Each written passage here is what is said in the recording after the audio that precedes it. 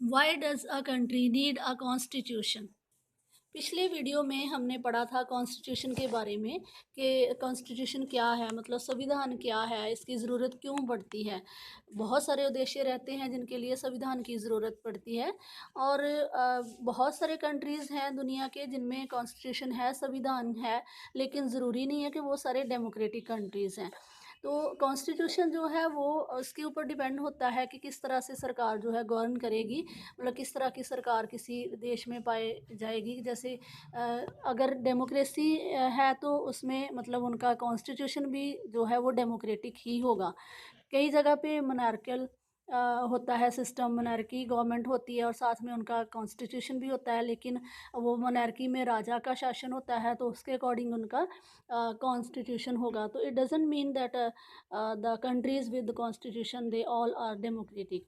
No, इसमें अब हम आगे इसको और अच्छे से समझने के लिए हम नेपाल की एग्जांपल लेंगे कि जिसमें पहले जो ज्ञानेंद्र राजा से पहले के राजा थे तो उनके फादर, उन्होंने डेमोक्रेसी को फॉलो किया हुआ था नेपाल में, लेकिन जब ज्ञानेंद्र वहाँ के शासक बने तो उन्होंने उसको सोचा कि नहीं, अब इसको हटा देना चाहिए, तो टोटली मोनार्की जो है वो लेके आनी चाहिए नेपाल में।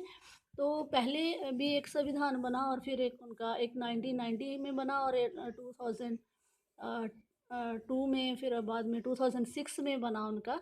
तो दोनों में क्या अंतर था ये हम इसमें पढ़ेंगे। Let's try and understand what we mean by this through two contrasting situations in the recent history of Nepal. तो नेपाल की अगर हम हिस्ट्री देखें तो a country that borders India on the north, जो इंडिया के नॉर्थ में है, और until recently Nepal was a monarchy। तो पहले क्या था, नेपाल में monarchy थी, वहाँ पे राजा का शासन था।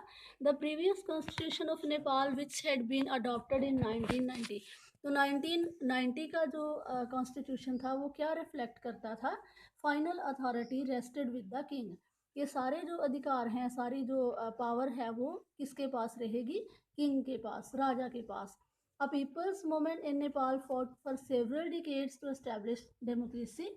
तो लोगों ने क्या किया, उन्होंने लंबा संघर्ष किया डेमोक्रेसी को हासिल करने के लिए, क्योंकि डेमोक्रेटिक गवर्नमेंट वो होती है जिसमें लोग जो हैं दे इलेक्ट देयर रिप्रेजेंटेटिव्स। तो उनका अधिकार होता है पूरा गवर्नमेंट में, वो अपनी मर्जी की सरकार को चुन पाते हैं, लेकिन मोनार्की में ऐसा नहीं होता है।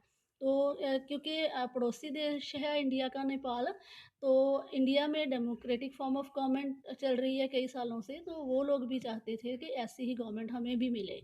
तो and in 2006 they finally succeeded in putting an end to the powers of the king. तो 2006 में उन्होंने क्या किया कि जो राजा की शक्तियां थी उनको ख़त्म करने में उन्होंने सफलता हासिल की। The people had to write a new constitution to establish Nepal as the democracy. तो अब नेपाल के लोगों ने क्या करना था, उन्होंने एक नवा संविधान बनाना था। कॉन्स्टिट्यूशन, संविधान मतलब कि अ बुक ऑफ लॉज, जिसमें अलग अलग तरह के कानून दिए जाएं, प्रोविज़न दी जाएं, जिसके अकॉर्डिंग कंट्री को गवर्न किया जा सके। The reason that they did not want to continue with the previous constitution is because it did not reflect the ideals of the country that they want Nepal to be and that they have fought for। तो पिछले constitution के साथ वो क्यों सहमत नहीं थे, क्योंकि वो वैसा नहीं था जैसा नेपाल के लोग चाहते थे।